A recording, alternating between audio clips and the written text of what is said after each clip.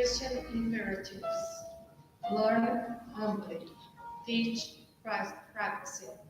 Administer by educating. Obey willingly. Love edifyingly.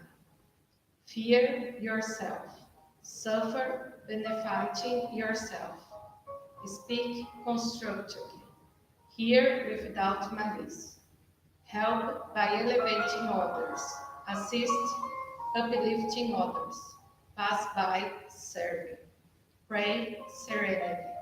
Ask with discernment. Wait working. Believe actively. Trust watchfully. Receive and distribute. Attend graciously. Cooperate with detachment. Offer urgent assistance through improvement. Examine circumstance with criterion. Clarify respectfully. Solve without anxiety. Study while perfecting. Walk with everyone. Advance offering help. Act for the general good. Correct with kindness. Forgive conscience. Dear God, we express our gratitude for being here one more time, having the opportunity to study about your laws, to study the Spirit's book, to enlighten our minds and our heart. May we take this chance to reflect on our behavior and our choices and consciously make the changes that we are all able to do at the moment. May we participate, sharing your understanding and our ideas. So be it.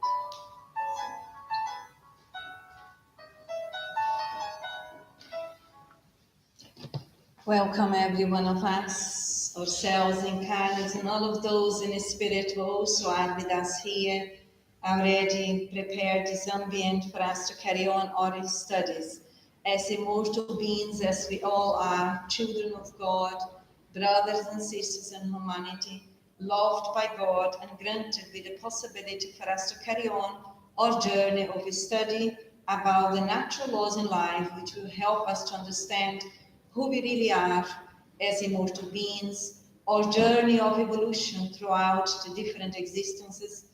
And here we are today, carry on the study of the Spirit's book, where we are studying the fourth part, which is the chapter Hopes and Consolations.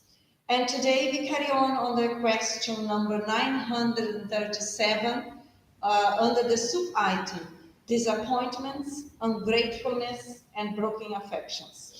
If we stay with the title of the chapter and the subtitle, what comes to our minds if we start to think about?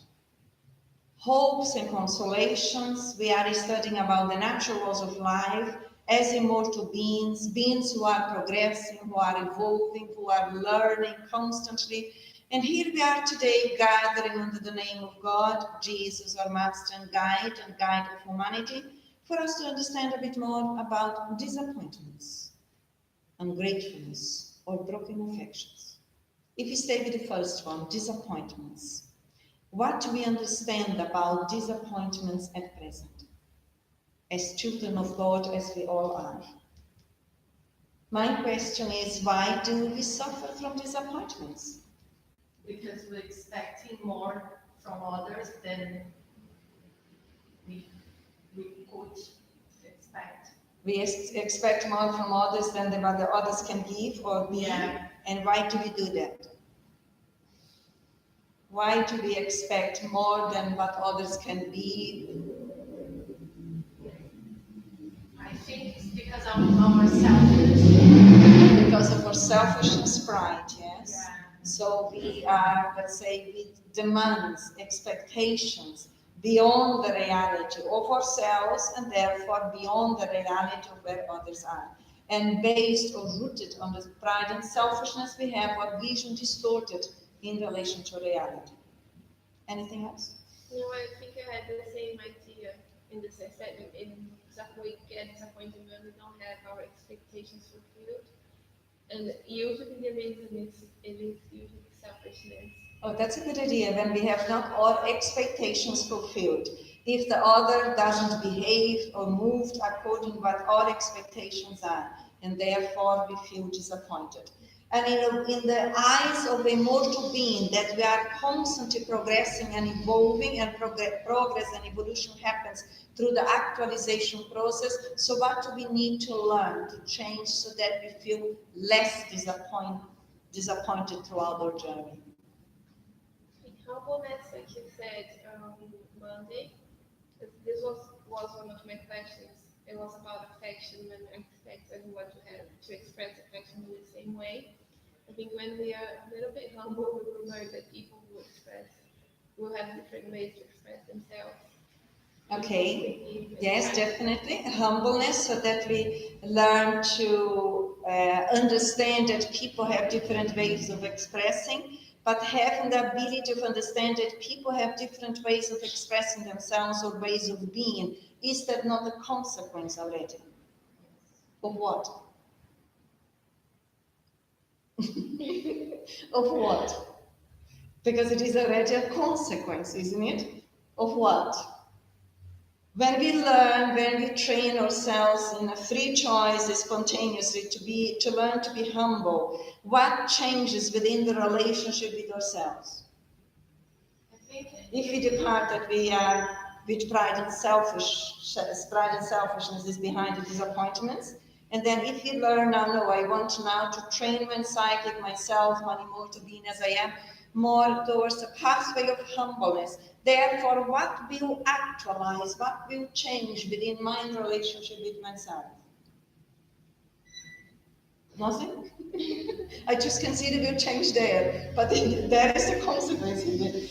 Will I be changing through humbleness? Means that also I will increase my self-awareness, and I will notice my patterns of rigidity based on pride and selfishness, which I always project on others, which becomes my demands and my expectations. So learning to be humble means that I will perceive myself more towards my own shadows based on pride and selfishness, and choose to re-educate myself through my ways of thinking. So I'm actualizing my belief systems and I'm re-educating my emotions. Therefore, I will be more flexible within and easy to accommodate the other as the other is.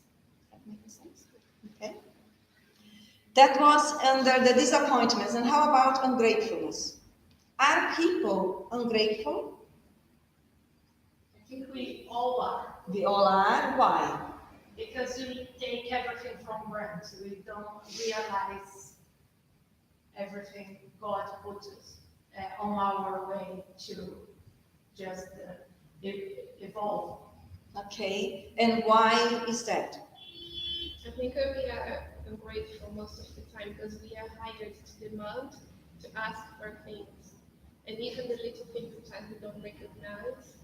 Okay, and would I also be right when we think about that ungratefulness? We are ungrateful because we still are very prideful and selfish. It comes down to that vices again.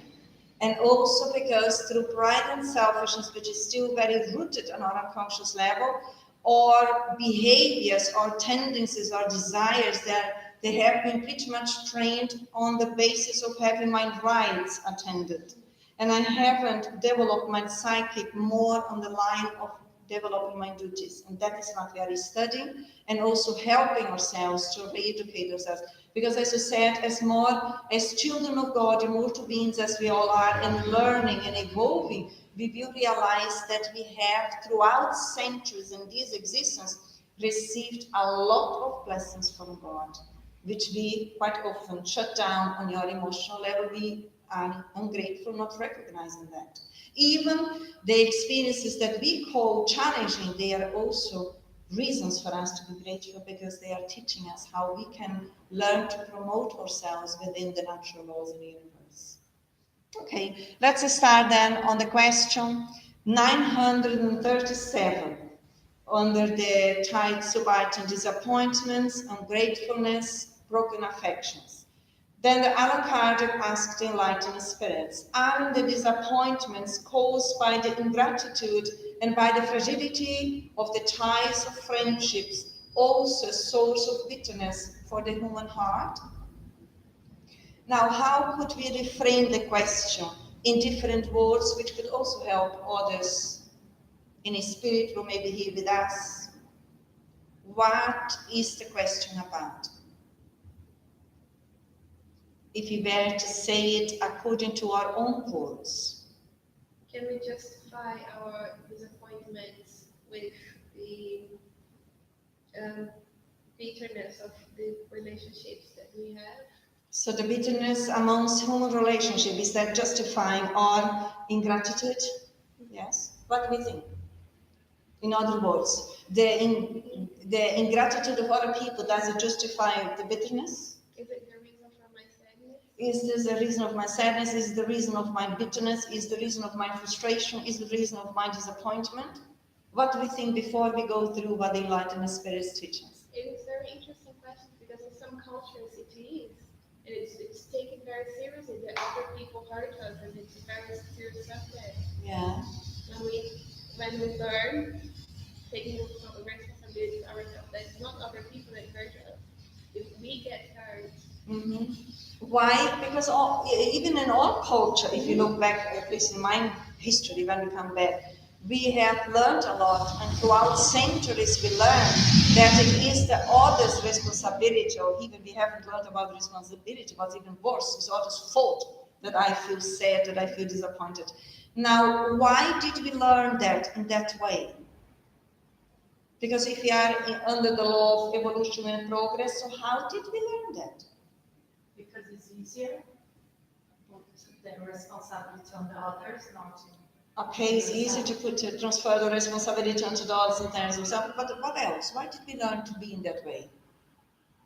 If we have been created by God simple and ignorant, so why did we end up in this situation? Now they're coming back. It could be also because we always thought that the source of evil is outside. Precisely. So when we look back, because we have been created simple and ignorant, that means by God with love, and we carry His laws within ourselves, and His laws do not refer about disappointments, ungratefulness, or broken affection. That was all constructions. And why did we do that? Because we have been quite ignorant at the beginning of our journey, and afterwards, when we start to think about ourselves, the focus of our education, let's say, was pretty much focused outside.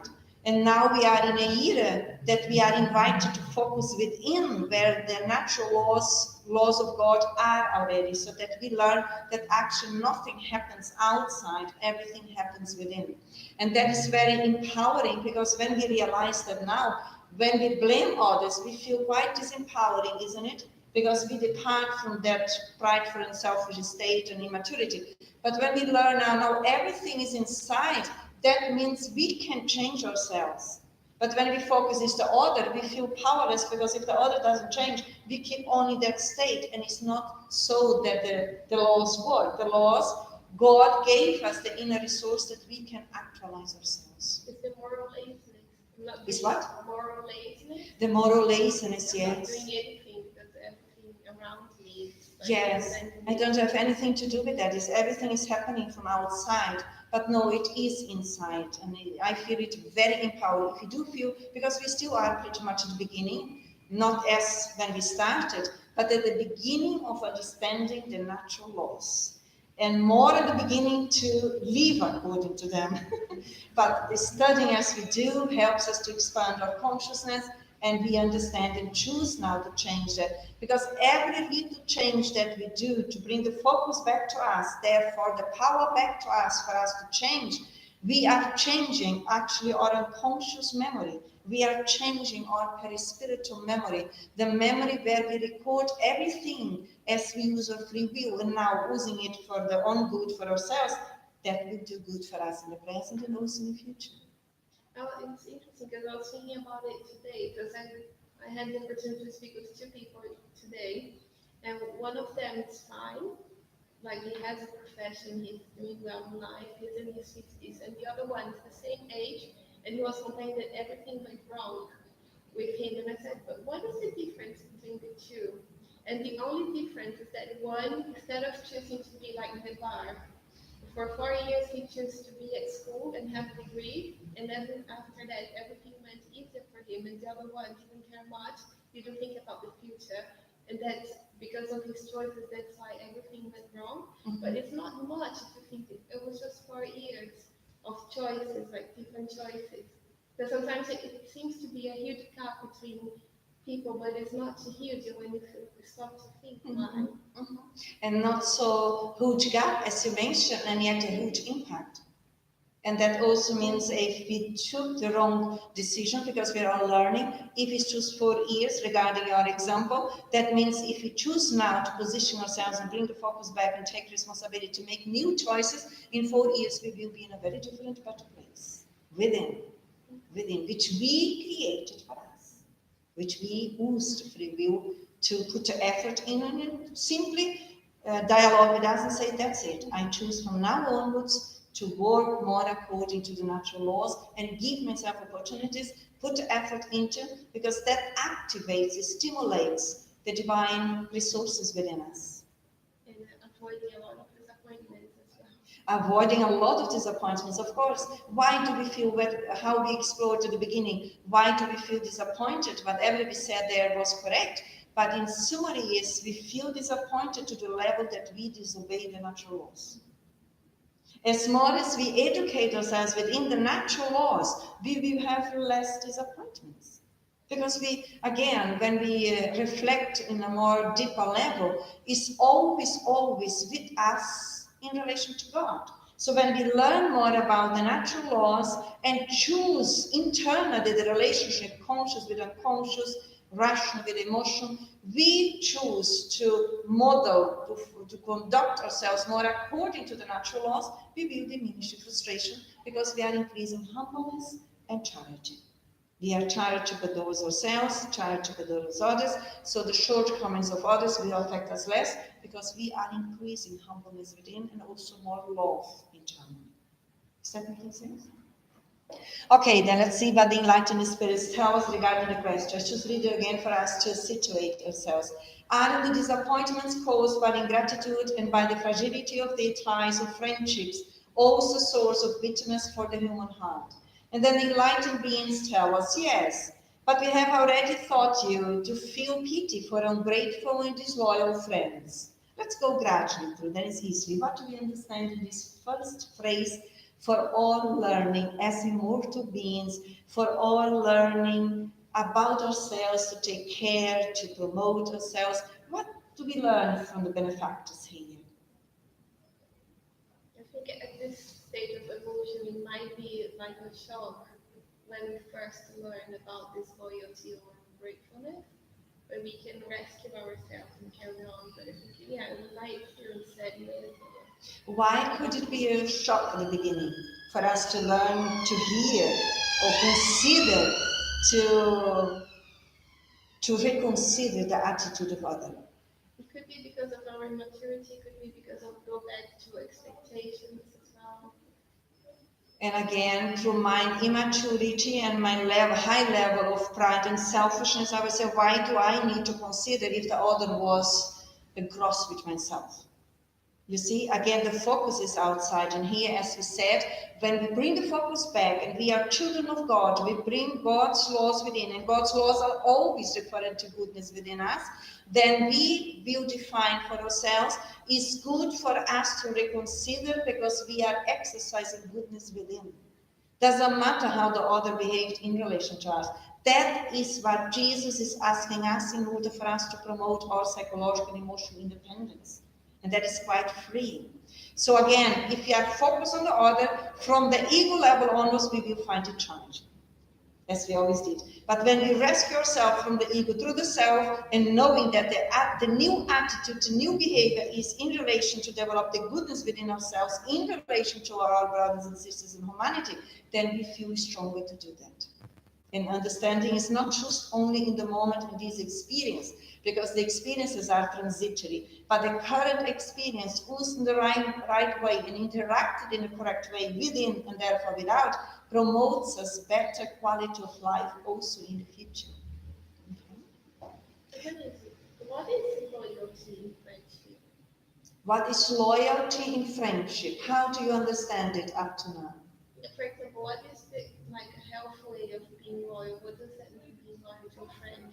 What is loyal to start to think about? What is Because I loyal? was thinking it in the sense like doing everything that the other person wants you to do, but neglecting yourself.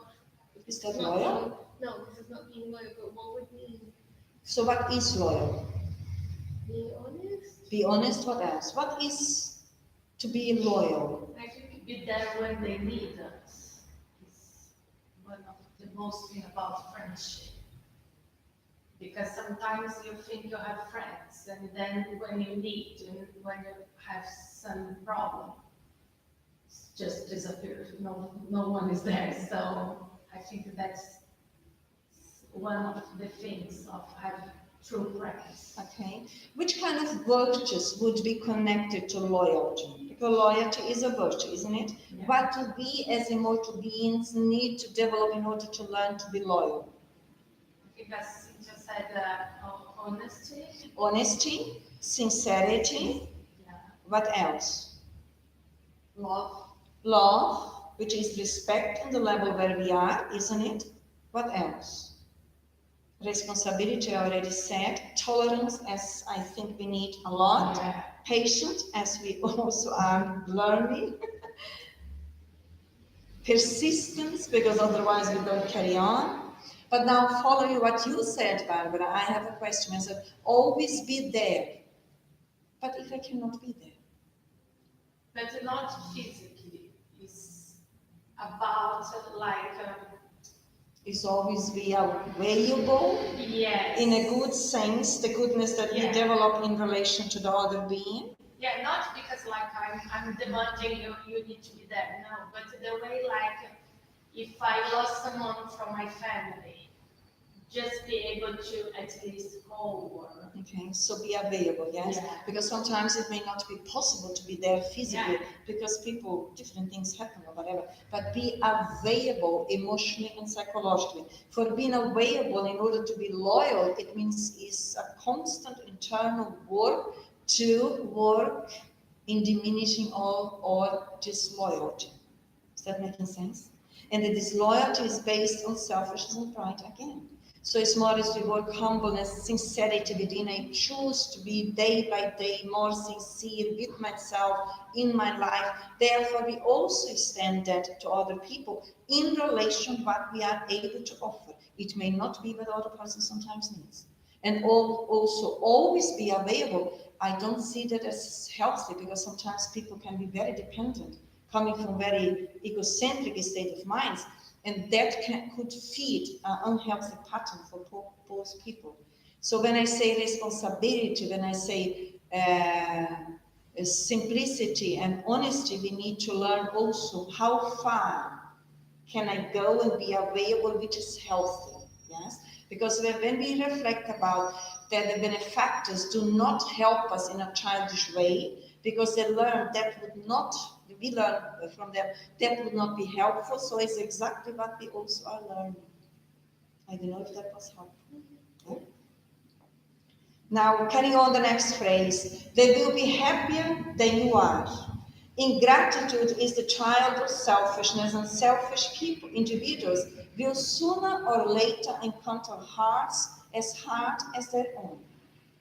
What comes to our minds in this phrase?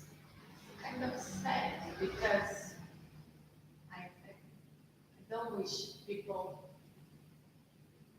encounter hearts hard like that because it's, I don't know, it's kind of a hard way to learn. Mm-hmm. Be easier to learn by love. Precisely. So what can we do in this stage where we are so that we may, let's say, go less to hard learning lessons? Are we still all a bit ungrateful? Yes. I'm being very generous, yes, a bit, okay? So what can we do on daily basis?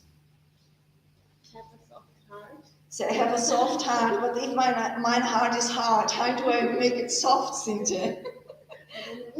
Would it help us to understand on daily basis that we are all immortal beings when we, and also the constant study, at least in my understanding, it helps us to the self-study process that we also become aware of our hardness And when it's there, and if there is a mistake, train to apologize, do our bit, so that we loosen the hardness in our heart and do the soft way, let's say, do the right way, what is demanding for us to do. Because again, we still, if we are very selfish and prideful, as the Spirit's book teaches in the Gospel as well, which is true, different degrees, therefore the ingratitude is also present in all of us. It's just the different levels. And we are here learning about hopes and consolations and learning to free ourselves gradually more.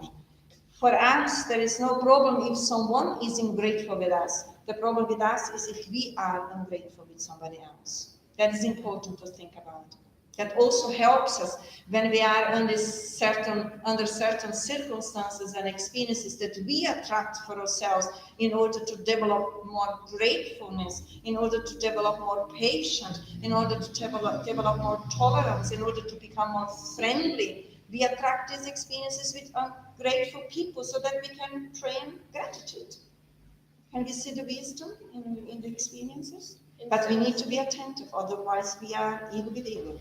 And self-esteem as well. Self-esteem. When we move our internal dynamic in that way, we are impacting our inner world. That will increase our self-esteem, our inner confidence, our inner security, our self-worth will increase, because we are connecting more towards the essence of ourselves, where the divine laws, the divine potentials are, and we are stimulating them in using our free will in that way. And in that way, as we are all interconnected, we are also attracting more those friends in the spirit. Friends, I mean the enlightened beings, because we can also have friends when we are very grateful, isn't it? Okay, then now carry on. Just think of all those who have done more good than you, who are more worthy than you, and who have been repaid with ingratitude. Remember that during his life, Jesus himself was scoffed at, despised, and treated as a villain and an impostor. What comes to our minds in that bit now? That is an exercise I always do with myself when I think, oh, someone could do better or could be grateful because I did something, and I remember Jesus. So I say, no, I cannot expect that because I'm quite little. And how I can expect gratitude if Jesus himself was here and suffered for everything, for ungratefulness and even worse. So he didn't suffer, but how we see, how we experience it. Yeah. Why do we suffer through these ungrateful experiences and Jesus didn't? What was different with him that we can learn to train ourselves? I think he saw us, or he's still seeing us as a child, so he could see we are still learning, and we're kind of going to be a hard way to learn because we still doing the same thing we did a long time ago. My question, why do we suffer towards the ingratitude of others if Jesus didn't? Why? Is that making sense? Why do we suffer if other people are ungrateful? They don't say thank you, or they just ignore us, or whatever. Why do we suffer in Because of our pride. Because of our pride and selfishness, and Jesus was already loving being in all senses. When we learn to love, we will not suffer anymore towards the shortcomings of others. And Jesus is our master and teaches us things then. Our sufferings, if we look deeper down in relation to the ingratitude of other people, is to the level of our egoistic resistances. We want to be treated in a special way. Yes? Is it the three phases of shadow that you said on Monday? 3 phases what? Of our shadows that you said on Monday. I can't remember it now, but it was so helpful. You said It was helpful, you forgot. It was vanity, pride, and selfishness, and then you gave one example for each. Like Yes. Pride, I know I am good, and vanity, I know I am good, and I want everyone to acknowledge that. It's more or less in relation to ungratefulness, or disappointment. We can also bring that in. Because remember, the Spirit's books always teaches us that the basis of our miseries or vices is pride and selfishness. Then we were talking about on Monday in relation to forgiveness. Because when we suffer, when someone is ungrateful with us, it's because we have difficulty in forgiving. And why do we have difficulty of forgiving? Because we haven't learned to love, as Jesus is teaching us. And if we haven't learned to love, what have we learned? Too late. It's true. But remember on Monday when we went through, we said, if we are not selfish, do we need to forgive? If we are not. No. If we are prideful, if we are not, do we need to forgive? No. And if I'm prideful, what kind of image do I have about myself? Selfishness is only me. I'm the most important one, the first one. I want to give the best attention. You need to look at me all the time, and I'm important. Now, if I'm proud, full of pride, I know that I'm the best. Doesn't matter if you believe in that or not. And then if I don't know how to say that now in English. Which was the third one? Vanity. Vanity, precisely. Thank you. I was looking for the word in English. Vanity. If I don't have, suffer from vanity, because vanity is that pride, I know that I'm the best, and doesn't matter if you know that or not. But if I'm full of vanity, I want everyone to know that. So I go around and gossip and tell everyone that how important I am and put other people down, so I'm big. Now, if we have these three elements very strong within us, will we suffer through the ungratefulness of others? Yes, a lot. Because again, of the ego's importance that we carry within our psyche. And the ego's importance are illusions. Even if there's no affection at all, we will suffer. Even if it is not. You walk in the street, someone says, "What a little baby!" I never saw this child of God. You rightly said, even if there's not affection, because triggering immediately or unconscious memory. So it's important to analyze on a deeper level what within us is that we feel so affected when someone doesn't say thank you or ignore us or whatever, because we are still, I think, more than we would like, contaminated by pride and selfishness and vanity. And become aware of that is a blessing, because then at least we can start now to degrade that. Choosing on daily basis, shut my mouth, train silence with a virtue, let others be, because they will need to sort their history out with God, but let's we choose to do the good within us and carry on, because that is what Jesus taught us, because he went through very ungrateful people where he helped and they couldn't recognize it, but on the contrary. So again, he is teaching us what to do. Silence. Time will help everyone. And I think when we start to be grateful, we kind of don't mind if the elder didn't say anything, because it's you start training you, so you are aware of your ungratefulness, so you don't mind if others don't say anything. As more as we learn to train, learn to be grateful, that means we are learning to develop the real love gradually, because gratitude is based on love, even in spirit, but we are training. And as more as we become aware that we are here to change ourselves and not others, and actually the other in their shadow, as we are in our shadow in relation to others, we are instruments, divine instruments towards each other, that we can choose to train the virtues within ourselves. And that requires wisdom. That requires at least a glimpse of humbleness, that we can see through the pride and selfishness, that we can rescue ourselves through that. But while we are very contaminated with pride and selfishness, we are constantly referring to the shadow of other, and because that is so important, because we have the same aspects within. But when we choose now to let go gradually, understanding life from a bigger perspective, and choosing to be wiser and re-educating ourselves, understand that is not important if other people are ungrateful with us. What is important for us is that we learn to be grateful and carry on and insisting, persisting in doing good. Because when we stop our journey in goodness because of other people have been grateful with us, then the gospel teaches us, which is your faith? If you say that you are within, let's say, the school of Jesus, and when the test comes, I don't choose to learn from it, then my faith is more human than divine. Did we go up to the end? Yes? Huh? Did we stop? Oh, yes. We need to carry on the next paragraph, yes?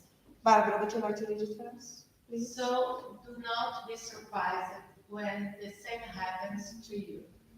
Let the good you have done be your reward in this world. And do not worry about what those who have been benefited from it say. Ingratitude serves to test your persistence in doing good. It will be credited to you. And those who have been thoughtless toward you will be punished to the same extent that they have Being ungrateful. been ungrateful. What do we learn now by this paragraph now? What stands out when we read, when we heard it? For me, what came was ingratitude serves to test your persistence in doing good. And that is very, very important that we become aware of. We haven't learned that much again, based on the ego, always mind rights, and always learn to honor my word. And the honor my word, it means the one that speaks the last word in a more harsh way. Now here we learn, ingratitude serves to test your patience in doing good. That is really soothing within. Test means choosing to pass in this time, because we are promoting ourselves. I think it's when we think about ourselves, it's kind of on one time we think, oh, I'm not gonna do it anymore because no one are grateful. So it's on that precise time you have to choose, no, I'm still doing good because it's not for others. Precisely, we need to understand that it's not for others, because in the stage where humanity is, which pretty much the wrongdoings, the selfishness and pride aspects are predominating. Sometimes when we choose to exercise the virtues, we are considered as stupid, as lazy, or you don't look after yourself and nobody wants. Doesn't matter if no one does, as long as we choose to do what is right for us. I think it's very important what you said, because if we condition our choices on others, then there will be no consistency with our behavior. Any task we take. No. Or this is why we have Jesus as our model and not human beings. Because human beings are mutable and fallible. We are all still limited, but Jesus not. So if we focus on someone, then we may put a person where a person is not. It's our creation, it's our fantasy. The person never told that. We created that illusion. And then later on, if the person is who he is, we feel frustrated. But that is all expectations on the illusional level. But when we always focus on our Master Jesus being our guide, our point of reference, we will never feel frustrated and understand more through his living teachings that the ingratitude serves for us to test ourselves in terms of persisting and carry on doing good, and even every time more and more, because that is what those who are in front of us always did. We spoke, I think it was on Monday, in relation to Sheikh Xavier. Imagine how many experiences in this existence he went through since a child of being treated ungratefully. And yet he carried on doing good and be loyal to the superior spirits who directed him. That is, always we have beings who are more evolved than us, who already were more loyal to Jesus, and we can also mirror us with them. But be attentive, that was a good point, because people, we are mutable. And then if someone changes and I go with them, and then if I don't have my own reference and if I don't want to stay for myself, I may go with that flow. And it's not just on the incarnate levels, but also we may be directed by those disincarnate ones who wants us again to carry on in the same ungrateful level that we have been in previous existence. While the benefactors are always inviting and inspiring us for us to now test ourselves and persist and be grateful. It's kind of a really good thing in gratitude, because if you're not, we are full of pride. And the people are so grateful. The practice just going to be up and up, and not going to be helpful for us to. We wouldn't learn. That is why we learn within Spiritism quite often. If we choose to live with people, that we go on, okay. Remember, we are at the beginning of the journey. We are stuck in our journey. Because the real process happens with those that are different with us when we are invited to go beyond our comfort zone. And a majority of us, we go back in that comfort zone. When the promotion on a spiritual level actually happens, when we testify the new learnings and allow ourselves to get out of the comfort zone and then promote us in persisting in the new way. Is that okay? Let's move on then to the next question, which is 938.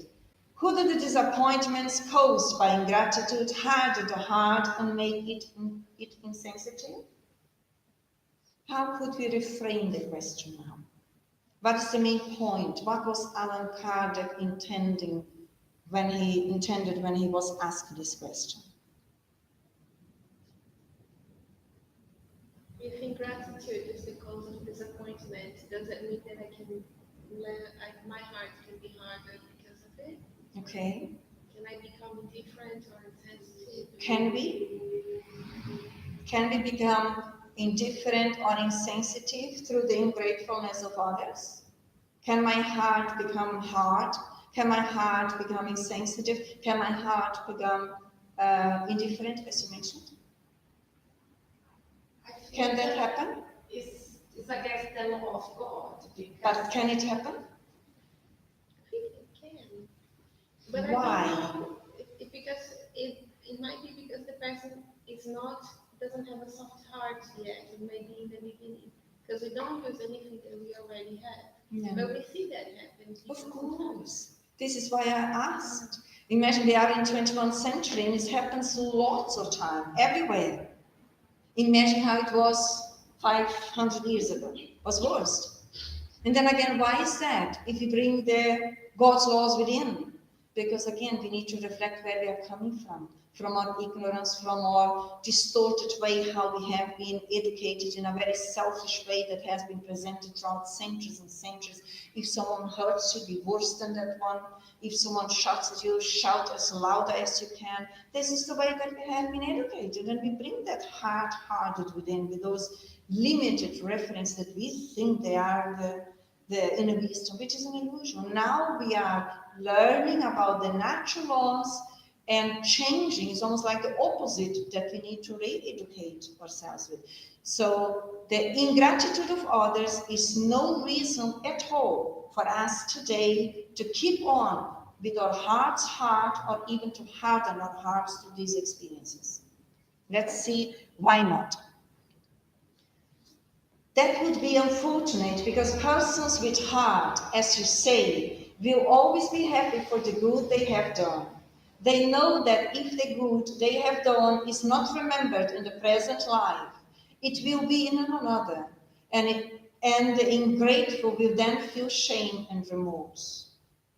So how could we say would be the reason for us not to expand or indifference or harden our hearts or to become insensitive when other people are ungrateful? What do we learn here? I think you said before, let the good you have done be your reward in this world, and do not worry about what those who have benefited from it say. I think it's when we learn, and the Spirit says, Manon says all the time, that we need to focus more on trying to make others happy than trying to expect that someone will make me happy, because this is the real happiness. Yes. That is correct. As more as we learn to love ourselves, therefore we embrace the love around us that comes from God, naturally we will choose to be more cooperative within the natural laws. Therefore we have the consequence of that initiative, which is feeling good within, because we are guiding our lives according to the law of love, and we feel better. And more that we do, less and less needy we are. Because the neediness is one of the reasons that we feel so affected when people are ungrateful or when people are as they are, limited, because we are all limited yet. Is that making sense? Sometimes also through our neediness or through our emotional immaturity, some behaviors we may perceive as ungrateful, but it may not be where the other person is. Because we see and perceive things in a very distorted way when we are very childish, spiritually speaking. Now, I was listening to lecture today, and the man was talking about the way we relate to each other in different cultures. And he said he received a student from America in Brazil, and then he helped her the whole day. And then by the end, because he was talking about that we Brazilians sometimes we say a lot, so we don't mean anything. And after spending the whole day with her, he said to her, "Call me," and she said, "Why?" And he goes, "She's so ungrateful. I spent the whole day with her, and she's asking me why." But then he said, "Yeah, but why did you need to call me? Because even he didn't know. Like it's just an expression we use, just call me." And she said, "Why?" And he thought he was quite ungrateful, but he wasn't. It was just because they mean what they say. Yes. And sometimes we don't mean Precisely. anything at all. That makes a huge difference, and sometimes you well presented the point out within different cultures, words have different meanings and attitudes are different. So when we open our minds, we see that we need to become flexible, that we can attend our own needs and mature and rescue ourselves so that we sustain ourselves more in a balanced way. And as more as we learn and more we choose, and we cannot jump phases, we need to go gradually. But the willingness to do good as much as we can, that is what will increase it. What else?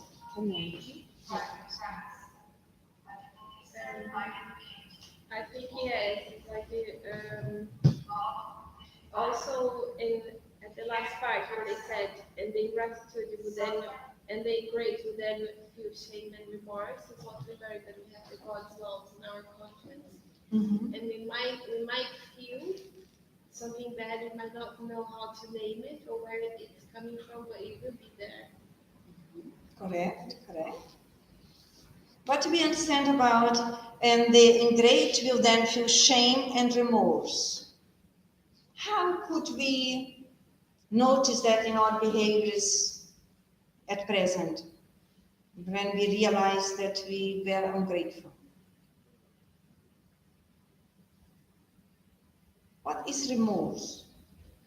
Is that you could do something that you didn't, so you feel like kind of guilty. Okay. Why do we feel remorse? Do everyone feel remorse when they are ungrateful? No, why not? Different levels of conscience. Precisely, different levels of evolution, and those who are much more with a hard heart and indifferent, they may do wrong and many existence and don't feel remorse at all. But sooner or later, the remorse will start. Can we stay static in our progress? No. Sooner or later, because the natural law that guides everyone and everything towards the progress is the law of love, which comes from God. Then sooner or later we will be in situations where our consciousness will start to flush. And then gradually we will open up. So start to feel remorse actually is positive. Is that making sense? It's the same when we study more deeply guilt complex. But when we depart from the point that we have been very selfish and prideful and therefore very indifferent with our hearts very hard and did wrong that only God knows, and we didn't feel any guilt. So when we reach a stage in our evolution that we start to feel guilt, that is already a signal that we are improving. Although it can be very conflicting within when we start, because then the deep conscious is starting to awake in relation to the natural laws. And then when we learn to take responsibility now for our history, and we carry on doing good and forgiving ourselves, learning to forgive others, we are freeing ourselves from the guilt complex, because the learning process from God does not imply that we need to feel guilty when we do wrong, but to choose now, when we do, take responsibility and amend it there and then, if it's not now, tomorrow, and especially amend it within ourselves, and then give ourselves new opportunities and move on as nuns, not to do it the same again.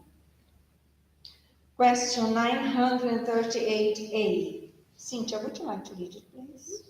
But this knowledge will not prevent their heart from feeling hurt. Might this lead them to think they would be happier if they were less sensitive? What is this question different from the previous one? I think it's the middle way, like not being too sensitive, but at the same time not being, not feeling anything at all or being different. Because the previous one was making it insensitive, and here, well, wouldn't we be happier if we were less sensitive? My question is, what do we understand about being sensitive? Are there different meanings of being sensitive? I think we still think about insensitive with no emotion. But if you are here to learn how to love, if you are insensitive, You would be shut down emotionally, Yeah. indifferent, as Cynthia said, yes? Yeah? But if you're too sensitive, I think then you are immature. Yes. Nothing can happen. Yes, that is the immaturity on the emotional level, or infantile way. Nothing, and the immature level here on the moral level, because in that level we are full of pride and selfishness, because we are so full of pride and selfishness that nothing can be said against what we think is right, or no one can look in a different way that we perceive that narrow-minded way. That is very limited, and that is not positive. Well, on the contrary, that shows that we are very unbalanced emotionally. As more as we come to the center, which is the balanced way in our evolution, we become more sensitive, and in a sense, we perceive more the experiences, but not being affected by them. Is that making sense? So let's see what the enlightened beings are saying to us through the question. They start by saying, yes, if they were to prefer a selfish happiness, a very sad happiness. However, if they know that the ungrateful friends who desert them are unworthy of their relationship and that they have been mistaken about them, they will no longer regret losing them. Later on, they will find friends who are more understanding. You should pity those who treat you in a way that you do not deserve, because they do suffer a sad recompense. Do not let yourselves be afflicted by them. It is a means for you to raise yourselves above them. What do we understand now here? Let's go back to the question for us to refresh our mind. The question was, but this knowledge will not prevent their heart from feeling hurt. Mightn't this lead them to think they would be happier if they were less sensitive? So what do we learn now by the answer that the enlightened spirits are giving to us? When we read it, when we heard it, what came to our minds? It's very interesting the way you put a very sad happiness. So how could be sad happiness? It's kind of a happiness from the material world. I think they are referring sad happiness because it would be a happiness based on selfishness and pride. Does that make sense? Then sad from a higher spiritual viewpoint, that is sad. That people feel pleasure in that way of finding happiness. I think it's interesting, isn't it? Because it's quite a huge growth, like inner growth, because we speak about relationships that are sent today. One of the type of relationships that the lecturer was talking about is the one that when the plants damage the soil and nothing around can grow. So I think some of the relationships that we have, or even friendships, might be like this. We might meet the friends, gossip, not learn anything, not take anything good from it, and still carry on. I think we need to learn to, and we might be hurt because of ungratefulness coming from those type of relationships, but I think you need to be mature enough to know when to put a stop or Take a Yes. different attitude, I don't know. Different attitudes, or to learn to grow within, because if you get stuck, then no one learns. But again, we need to look within different aspects. For instance, if we are in a relationship as husband and wife, or children, we have children who are in that stage, so we cannot just depart from that. So it depends each relationship that we need to see. If I feel stuck, or if I don't learn anything from that relationship, then I need to see and analyze what can I do in relation to that. Because in relation to the evolution pathway, are we all falling together in the same pace? No. If you walk forward, those who don't want to follow, they stay behind. This is what happened with our benefactors when they were together with us. They made choices different, wiser than we did at the time. We stayed behind, they moved on. And that happens with all of us. Yeah? Anything else that we take from here? We read just the first part, yes? Where did they stop? Regard losing them, wasn't it? What else do we have here? Later on, they will find friends who are more understanding. Later on, when? I think can be in this life, or can be In this existence, because we have more life by difference. Could be in this existence, or could be in the next existences. Because sometimes, as we saw in the previous slides, it is a test for us to live amongst people who are ungrateful. And doesn't matter if we will have friends later on in this existence who can share with us, or in later existence. The most important for us is never giving up, always persisting, and always to carry on, be grateful in life. Because the law of cause and effect is constantly acting. Anything else? No? Then move on now. We have to note still in the question 938a. Nature has given humans the need to love and be loved. One of the greatest enjoyments granted to them on earth is the meeting with mutually attuned hearts.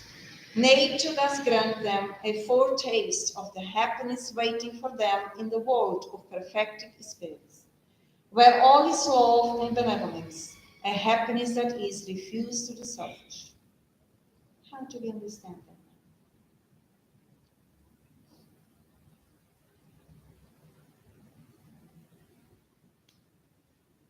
Why do we understand when it says nature has given humans the need to love and be loved? How do we understand that phrase? Can we translate that God has given us since our creation the ability, because we have been created with love in order to learn to love, so we bring that innate within us, yes? And in order to be loved. But is that be loved in our needy way of loving? Then it becomes demands. Then we are suffering from disappointments, as we saw in the beginning. Then we are constant and grateful. The real love is as more as we learn to love ourselves from the natural way of existing within God's laws, more we will also love and be loved in a natural way. And if we are not loved, we are not suffering, we are not giving up. And quite often, going back to what Cynthia said, if we are with people which we haven't learned, we also need to consider sometimes we are in situations which people are less aware as we are, or people know less than we do. But what is our purpose to be there? Is that making sense? Why are the benefactors with us? Don't they know more than we do? So what is the purpose? When we are very selfish, we usually say, well, I learned what I learned, I don't need it anymore. That we are in the same selfish way. Because as more as we learn, more then is what I learned. I engage now and cooperate and help others who know less than I do. And that is the challenging point for us, yeah? It's love and emotion. What? Love. It's love and emotion. We would say is a sentiment. The way that we understand, we are coming in terms of promoting our emotional intelligence since our instinct level, promoting towards emotions, and the emotions educated will promote to the sentiments, which the pinnacle sentiment is the unconditional love. which we reach in the celestial levels. Is that making sense? So it's all helping us to promote our emotional intelligence. We free ourselves from the gross sentiments and subtle that as we re-educate ourselves and are promoting, because we are talking about energy. And our psychic, we are formed by the male and female, or the rational and emotional intelligence, which is energy that we are promoting our psychic, and in the pinnacle we reached the unconditional love. We still are far from that, but we are on the way already. So we're coming to the end today, and as always, when we come to the end, we close it with our prayer. In these final moments, in this meeting of brothers and sisters in humanity, as we all are, created with love, blessed with the possibility for us to re-educate ourselves within the greatest power and law in the universe, which is love. As we are studying about disappointments, may we all think about the points that have been presented here today, the teachings that the enlightened beings presented to us.